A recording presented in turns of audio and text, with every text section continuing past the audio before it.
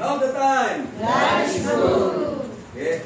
So, tunay na napakabuti ang Panginoon dahil ang bawat isa sa akin ay nakarating dito. So, habang kayo ay nag-awitan, kami ay medyo may kaunting, sabi ko kay Brother Jim, kulang pa kami, may iwan pa. So, sabi ko, sige. Karamihan kasi dito doon ay medyo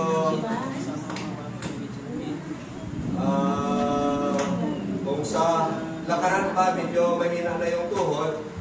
Kaya kami ay naghahanap ng medyo mga malakas yung tuhod para sa paglipat-lipat ay malayo ang marating. Pero sabi namin, ang GSIS ay nalapit lang. Kapag meeting, sabi ko kay Brother Jim, parang medyo malungkot kami doon. Well, hindi kami dinalaw ng ating pastor, ay kami na lang ang dalaw. Dahil punta tayo sa GSIS. Malapit lang. Sabi ko, pwede nga lakarin eh. Galing doon. Ikot lang tayo sa iglesia, papunta rito. Sabi ko, kaso lang, medyo mahina yung tuhod ng mga kapatid eh. Kailangan talaga magsakay. Sabi ko, sige, sakay na lang. Pero kung hindi nagmamadali, pwede talaga lakarin. Walking distance lang eh. Galing naman dito, sabi ko, pagka pumunta ng Project 8, pwede rin lakarin. Kaso lang, ang problema nga ay yung tuhod ay mahina na. Pagpunta naman, sabi ko sa Baguban, ay pwede rin siguro kaya rin lakarin hanggang sa hapos eh. Ang tuhod lang din. Ang medyo problema. Sa sityo, nilalakad lang din yun. Pero ganun pa ba, kami ay, sabi nga ni Brother Jim kanina ay unexpected to eh. Parang surprise lang to yung pagbisita namin. Sabi ko nga ay may speaker din sila next Sabat, na Sabat. Eh, hindi kami nag-contact si Sister Leah sa kay sa'yo. Sabi ko, nangangailangan kayo ng speaker dito. Sabi ko, nakaplano kami. Parang last Sabat, pupunta tayo doon. Dalawin naman natin sila. Tayo naman namang dalaw. Okay, so salamat at kami ay tinanggap ninyo rito. Sabi ko nga kanina, tayo mauna para tayo ang mag-welcome sa mga kapatid. Pasok dito. Ayan. So ngayong umaga, kami ang host. Kayo ang bisita, welcome kayo. Kinuha ko lang si Brother Jim kasi sabi ko, parang medyo mag-welcome kasi kayo ang taga rito eh. Pero sabi ko ay tinitrain ko pa yung iba rito sa amin. Maraming salamat, Brother Jim. Okay? So tayo dadako na sa ating pag-aaral sa umagang ito. Ang pamagat ng ating mapag-aralan ay The battle is on. Ang labanan ay nagsimula na. So, bago tayo magsimula, sumandali muna tayo manalangin.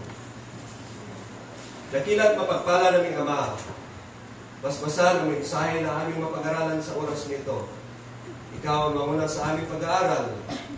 Hinihiling namin yung banal na Espiritu na siya mangusap sa kaligtahan namin. Sa pangalan ng Jesus. Amen.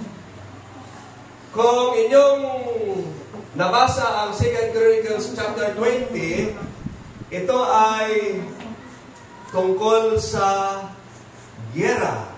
Sabi pa nga ay, nung unang panahon, nang hindi pa uso ang TV Plus, yung mga kinukunik, yung mga internet, pagka makakita kami ng TV sa mga probinsya, enjoy talaga ang mga bata pagka ang palabas ay labanan. Bakit kaya sabi nga, bakit na doon na pag-umiling yung mga bata pagka labanan ang palabas? Kaya tuloy, kahit sa loob ng bahay, may giyera. Sa school, may giyera. Saan na lang, kung saan-saan lang may giyera. Kasi yun ang na-instill sa isipan natin. Pero itong labanang ito, ay meron tayong malaking lesson na magpupulot. Sa panahon na si Haring Jehoshaphat ang hari ng Huda, kasi ang Israel sa panahon yun ay nahati. Northern Kingdom at Southern Kingdom. So, sa Huda, ang Southern Kingdom, ang Huda, ay, tama ba, Maridip? Ang Huda, ang Northern? Si Haring Jehoshaphat ang hari. At sabi doon, sa kanyang paghahari, ang kanyang kaharian ay nasa kapayapaan. Bakit? Kasi itong si Haring Jehoshaphat, masunurin siya sa utos ng Diyos. Sabi pa siya ang man of book. Sinusundan niya ang mga batas. Doon nakasulat sa banal na kasulatan. Kaya binigyan siya ng kapayapaan ng Diyos ang kanyang kaharian. Pero sa kabila doon, sabi doon, nagkaroon ng tinatawag na problema sa kaharian ni King Jehoshaphat.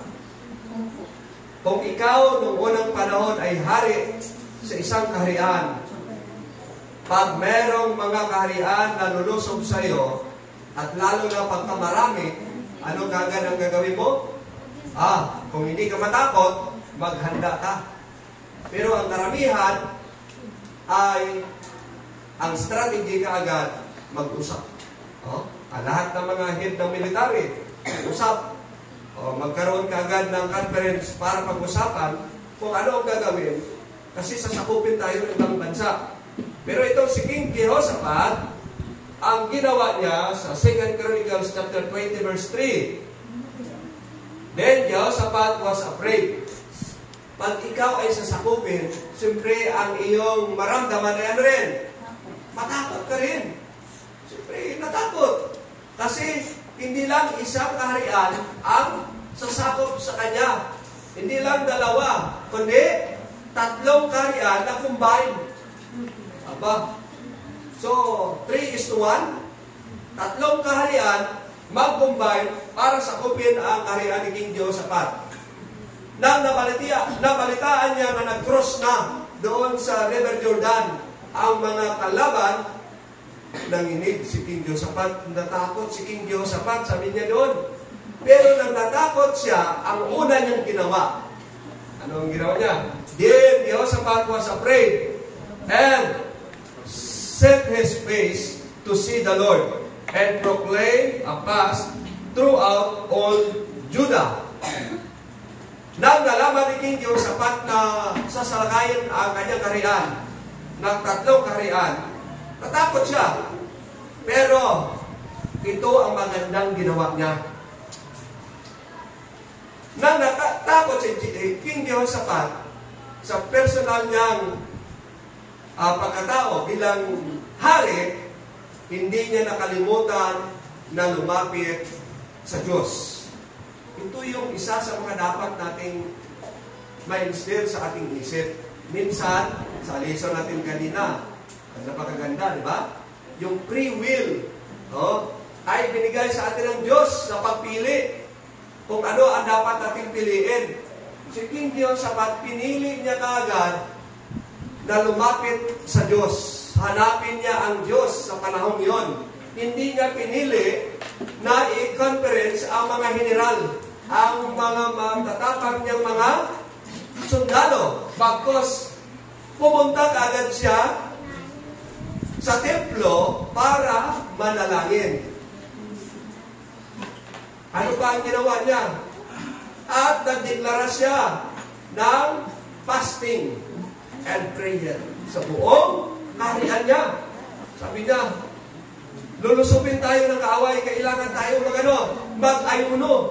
Kung maaari pa lang na hindi tayo iinom ng tubig, hindi tayo iinom ng tubig. Kung hindi tayo kakain, hindi tayo kakain. Ang gagawin lang natin ay lumuhod at manalangin. Yun ang ginawa ni King Jehoshaphat. Kung ikaw ang leader, ano kaya ang gagawin mo?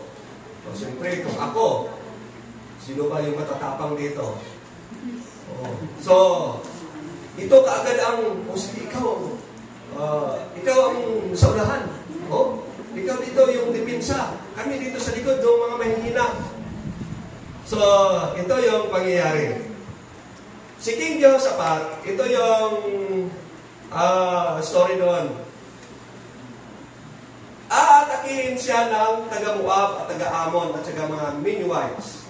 So, doon sa lugar na yon ay talagang napakarami ang mga ang mga kalaban na pupunta sa kanya. Sabi rito, hindi lang kakaunti, a vast army is coming against you. Lubhang napakaraming mga army. Papunta na, sabi ng intelligence ni King Jehoshaphat. At napakarami nila. So, kung ito ang mangyari at ikaw ang hari, sabi pa noon, this was the true test of one man's faith in time of crisis. Ito yung isang totoong subukan ng pananampalataya ng isang tao sa panahon ng krisis. Krisis to ang darating sa Huda. Kasi sasakupin sila ng 3 kaharian. Pero, sabi rito, merong tinatawag tayong the decisive moment na ginawa ni King Jehoshaphat o yung bagay na dapat niyang mapagpasyahan.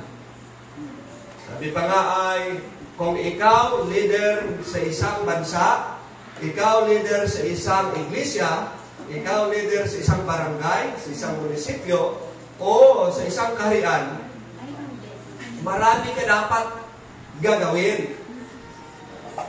Kung may krisis, halimbawa sa ating bansa, anong gagawin ng presidente? Sabi rito, some made a cover up. Maaring gagawa lang siya ng cover up para hindi malaman ng buong sambayanan na ito nang nangyari sa ating bansa, itong krisis. Or, maaring some give up. Mag-give up siya kasi ang kalaban, sobrang napakarami. So, surrender na lang. Or, others, panic. Ito ang nangyari. Or, still others deny that we have a problem. Kung darating ba sa ating buhay ang ganitong mga problema, mga crisis ng problem sa ating buhay, nagko-cover up na ba tayo mga kapatid? O nag-give up kaagad tayo? O di kaya napapanik tayo? O dinideny lang natin yung mga problems na yon? Pero si King Jehoshaphat, ito yung sekreto niya. Jehoshaphat resolved to inquire of the Lord. This was the decisive moment na kanyang ginawa, ang pagpapasya. Sabi rito sa nakabandon, sabi niya, it's not the crisis that destroys men. Hindi daw ang krisis ang makasira sa mga taong ito. It's what we do or don't do when the crisis hits. Kundi yung mga bagay na mangyayari. Kung ano ang iyong gagawin o ang hindi mo gagawin. Diba, dumating sa atin ang tinatawag nating pandemic. Anong ginawa ng ating pamahalaan? Hindi daw ang krisis ang makapagpasira sa kanya. Bagkus, kung may gagawin ba siya o wala. Pag dumating ang krisis na to at wala kang gagawin, yun talaga ay kasisira mo. Bakit? Sasabihin ng tao, ganito na, marami ng patay. Wala ka pang ginagawa. Bumaba ka na dyan, balis ka na sa Kristo mo. O kung may ginawa ka, ito rin ang makapagpapatibay sa iyo. So anong ginawa nating pamahalaan? O nag-release ng pundo, o tulungan yung mga nangangailangan. Lahat ng mga na-hospital, libre na. Cover na ng PhilHealth.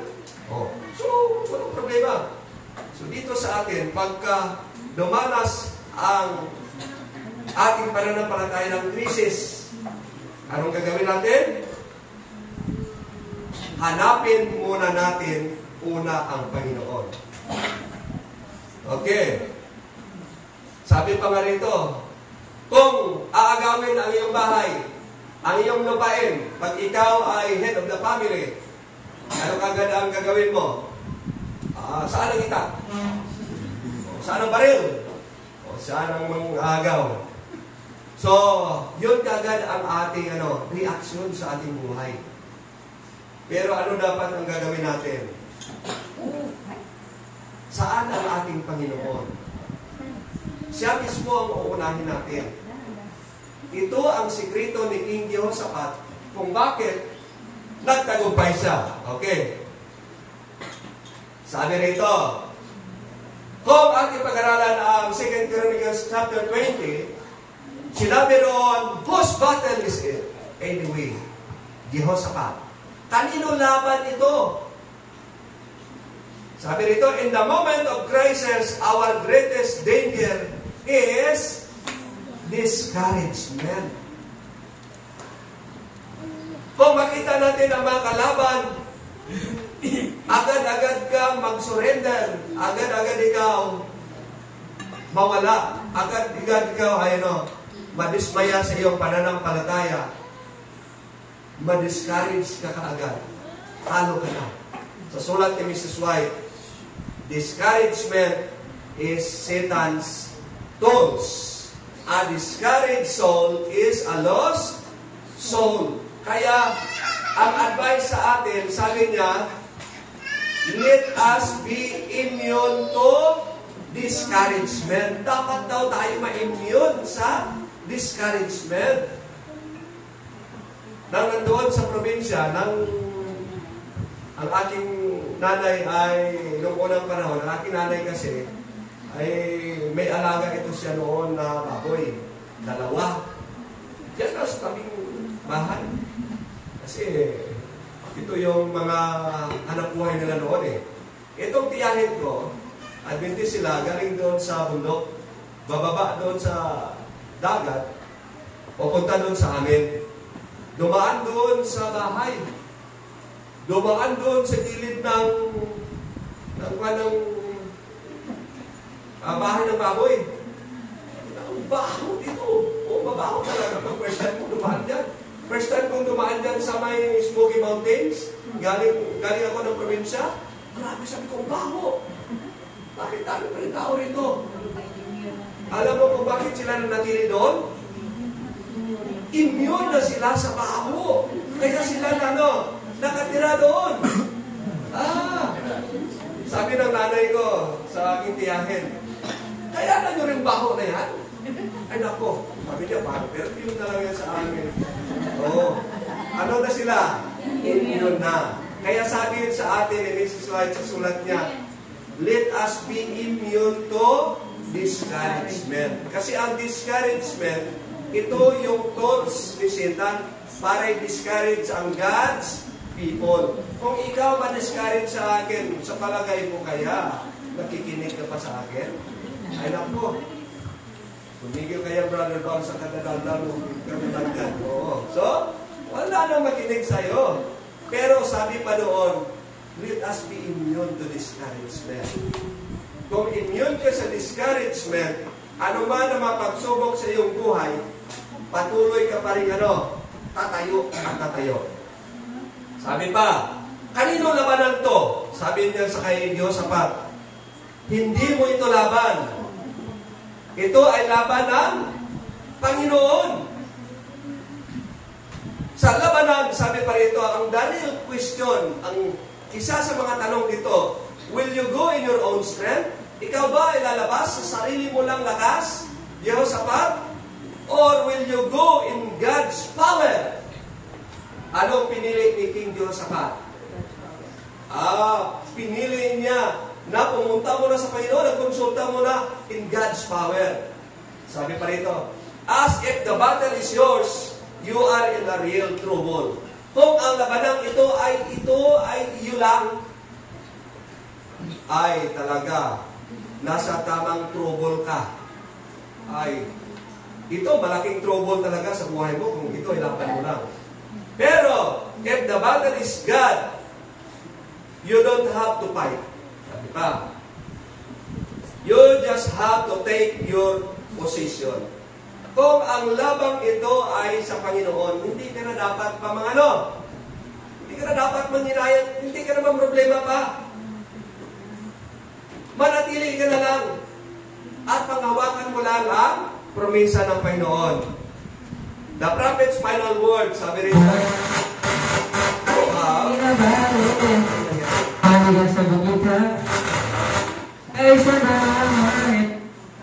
Dito ba sa mic? Dito yata sa mic. Hello. Okay. Sabi rito.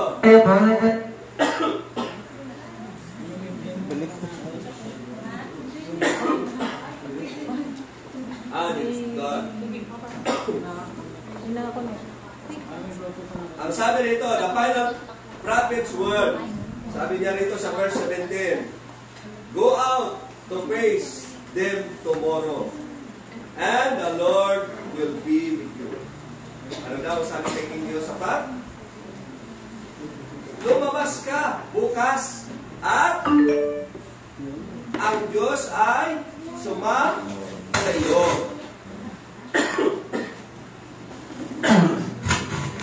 Ano mayari? May Bluetooth na nakakonect.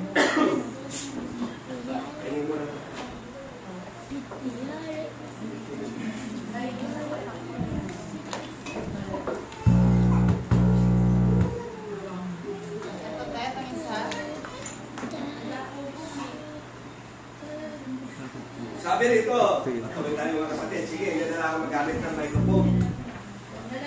Oo. Malakas naman boses ko eh. Sabi rito, merong dalawang bagay na nangyari nang dumating ang crisis sa buhay ng King Jehoshaphat. Una, Jehoshaphat bowed down to the ground and all the people of Judah fell to the ground and began to worship the Lord. Ito yung ginawa ni King Jehoshaphat.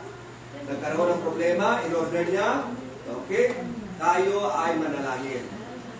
Yumuko tayo at sumamba sa Diyos sa panahon ito. Dahil hindi natin ito kaya. Pangalawa, the Levites stood up and began to praise God with a loud voice. Ang mga Levita, sila yung namumuna sa pagsamba. Sila rin ang ginawang unang nanguna sa pagsamba para bigyan ng papuri ang Panginoon sa napakalakas na boses. Pero minsan, pag dumating ang problema sa buhay natin, yung crisis sa buhay natin, nakalimutan natin unahin ng Panginoon. Diba? Kaya minsan, napipail tayo na maghanap ng solusyon. Kaya ito, isa sa mga problema na kinakaharap ni King Jehoshaphat, na hindi ito basta-basta ang nangyari na problema kung hindi niya inuna ang Panginoon. Saan ka nakakita ng isang labanan na ang mahihina ay pauunahin? Wala, di ba? Sa lahat ng mga general, lahat ng mga magagaling sa labanan, ang una talagang nasa front line, yung mga malalakas, magkikisik. Pero sa istorya, sa banal na kasulatan at sa buong mundo na story about giyera, ito lang ang pinakakaiba na story sa panahon ni King Jehoshaphat. Sabi niya, this is the strangest battle formation in history. Bakit? Anong ginawa niya? Ito ang ginawa ni King Jehoshaphat. Si King Jehoshaphat ba walang army? Meron. Wala ba siyang malalakas na mga tao? Meron. May magagaling ba siyang taga-pada, taga-espada? Meron. Pero anong ginawa niya sa formation niya? Sabi niya, okay, lalabasin natin. Haharapin natin ang ating mga kalaban. Ito ang formation na gagawin. Ang una ay mga choir. Saan ka nakakita na gera, choir ang mauna?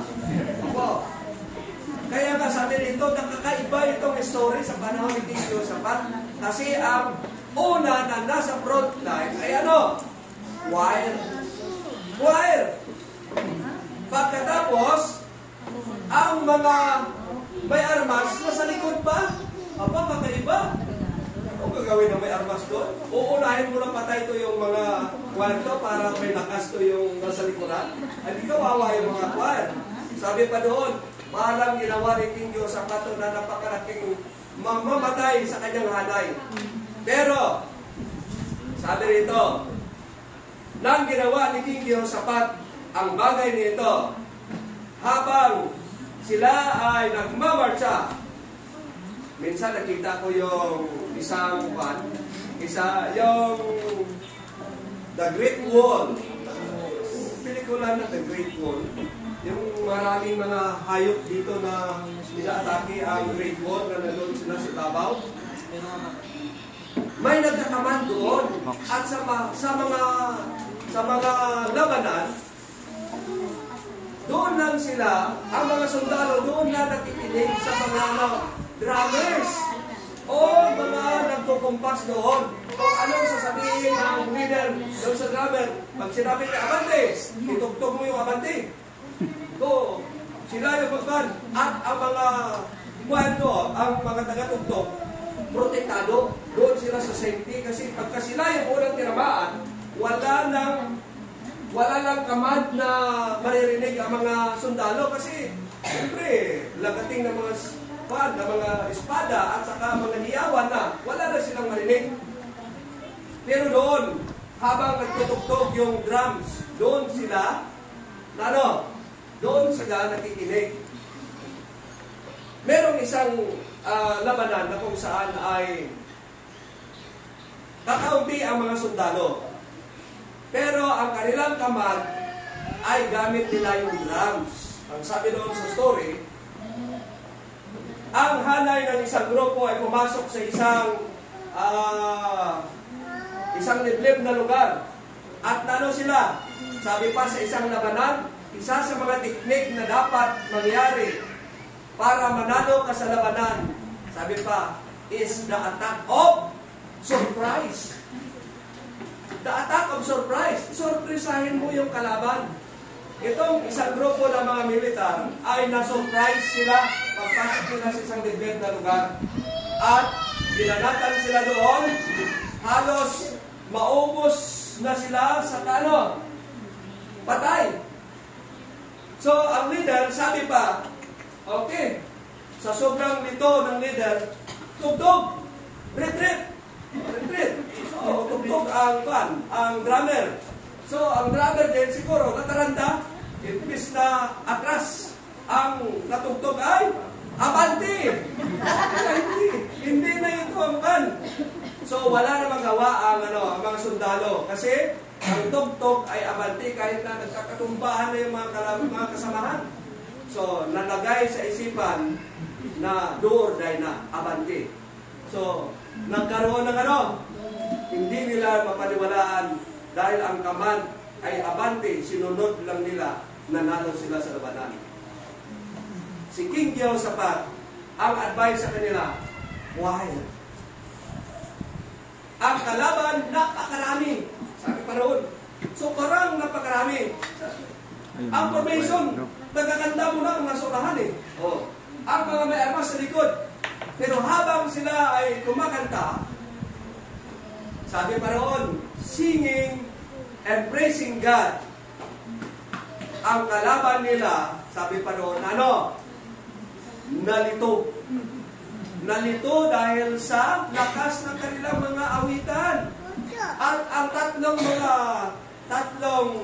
kaharian na nagkumbay, nagkalituhan. At sila mismo ang naglabanan. Sabi roon, sila naglaban. Sabi pa, sila naglaban. Paglaban nila, pagdating ni King Jehoshaphat sa lugar, ano na ang nangyari? Wala kalaban. Yun na lang sabi.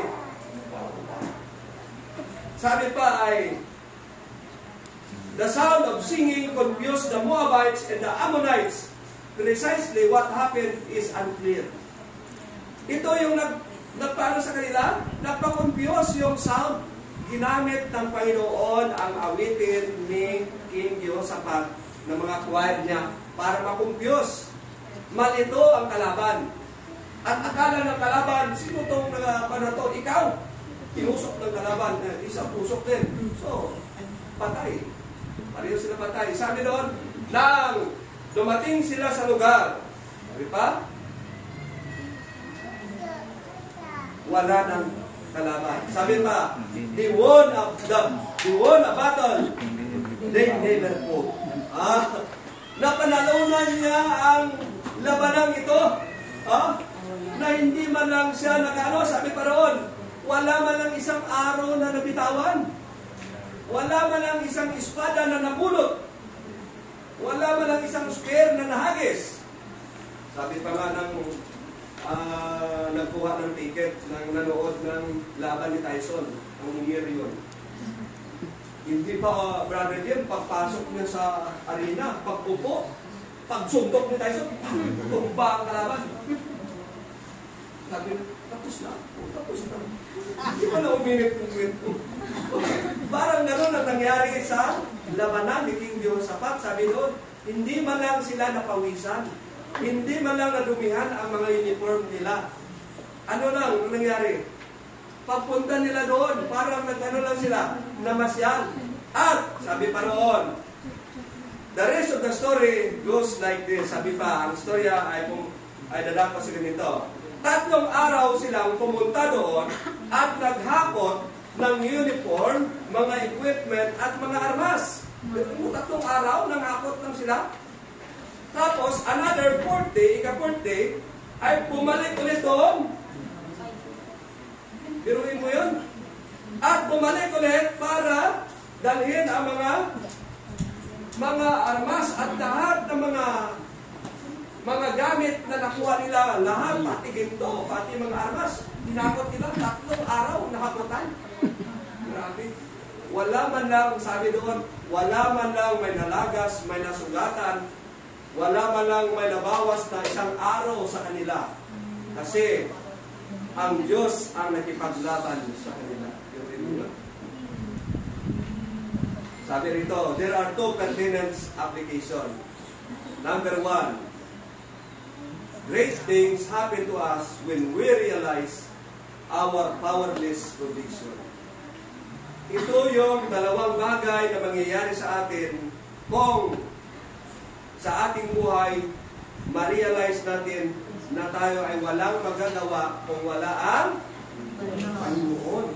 Kasi minsan, pagka ang tao, sabi pa nga nila, pagka nasa posisyon na, ano na siya? Bakit? Sino ka ba? Ako ang kapitan dito. Ako ang talo dito. Alisin yan. Nasa posisyon na. Di ba? Dapat ay, ikaw ay ano? Dapat sabihin mo na walang-wala ka kung wala kayo. Diba? Hindi ito magiging successful ang ating labanan kung wala ang Panginoon. Ang lahat ng mga bagay palagi ay dapat ibalik ang papuri sa Panginoon. Sabi pa, the key to this victory is found at the end of Jehoshaphat's prayer. Ano ang prayer ni King Jehoshaphat? We have no power to face this vast army that is coming against us. Wala akong lakas, Panginoon, para harapin itong napakaraming mga sundalo kung wala ka sa amin. Sa buhay natin minsan ay, sabi pa, dumaranas tayo ng mga pagsubok. Pero minsan, tinuuna natin ang ating kakayanan, ang ating pera, ang ating kayamanan, ang ating mga bagay na kung saan ay kilala ko sa Mayor. Ako kami yun. Pero hindi natin kilala muna ang Panginoon. Panginoon muna ang unang nakuha natin. Ito yung sekreto ni King Jehoshaphat. Pangalawa, sabi pa rito, minsan, sabi pa, we are in a ground zero. Christian growth in the process of continually breaking our false security. God does it slowly stripping from you when things which you trust. Minsan, pinaparana sa atin ng Panginoon ang mga bagay at inaalis ang mga bagay nito para tayo ay lubusang manalig sa Kanya. Sabi niya, ito pala yung bagay na palagi mong inaasahan, tanggalin ko ito sa iyo. Ito pala yung mga bagay na inaasahan mo, tanggalin ko ito sa iyo. Para saan ka tatako? Sa Kanya. Sabi rito, the things that you value the most are slowly being taken from you. May mga bagay minsan na hindi natin iniisip. May mga bagay na minsan, binibigyan natin ng malaking question mark, bakit Panginoon? Nakapagtanong kami, bakit Panginoon? Mabuting tao naman ito. Bakit ito pa? Sila na masasama yun eh. Kitang-kita. Minsan, question natin ang Panginoon. Yun pala, merong malaking plano, magandang plano ang Panginoon para sa buhay natin. Balikan natin sabi rin ang last praise prayer ni King Jehoshaphat. Sabi niya rito, we do not know what to do, but our eyes are upon you. That's where God wants you to be.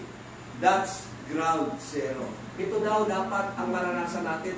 Dapat palagi nasa ground zero tayo. Ang total na pananalig natin palagi ay nasa nasa Diyos. Isipin palagi natin na wala tayo. Wala tayong magagawa pag wala ang Panginoon. Napakahalo nilang nabaptize. Oo, ay magaling yung aming speaker. Oo. Pero saan ba galing ang kanyang kagalingan? Sa Panginoon. So dapat Panginoon muna ang papurihan natin. Oo. Dahil ginamit siya ng Panginoon. Oo. Kasi ang kanyang kagalingan ay ginamit ng Panginoon. Kaya ito ang naging yan. Sabi pa, one more quote. Blessed is one sense helplessness. If it gives us the energy of desperate faith is good because when we come to the end of our hoard resources, we at last come to face with God. May mga bagay minsan, sabi pa, na pagka ang mga bagay nito na ating palaging sinasandalan, ay ito yung mga bagay na minsan ay makapagbigay sa atin na kapahamakan. Pag hindi natin iasa sa Panginoon. Ito, sabi pa sa number 2, the cultivation of worship is our only means of spiritual victory. Ginamit ni Jehoshaphat ang unang sekreto. Worship is our response to God as we turn to Him in our helplessness. Walang-wala siya. Ano ang kanyang ginawa? Yung papurihan ang aking Panginoon. Sabi pa rito, as they began to sing and praises to the Lord, set ambushes against the men of Ammon and Moab and Mount Seir, who were invading Judah, and they were defeated. God set ambushes for their enemies, and their enemies were defeated. Praise was not the prelude to the battle. Praise was the battle. Worship was not the preparation for strategy. Worship was the strategy. Hindi pala yung kakayanan at yung kagalingan ang strategiya. Ang isa sa pinakamatinding strategy para tayo manalo, yung strategy na unahin palagi ang Panginoon. Worship means honoring God. Sabi rito, as we pray, we worship out of need. As we obey, we worship out of love. As we sing, we worship out of joy. As we give, we worship out of gratitude. As we praise, we worship out of reverence.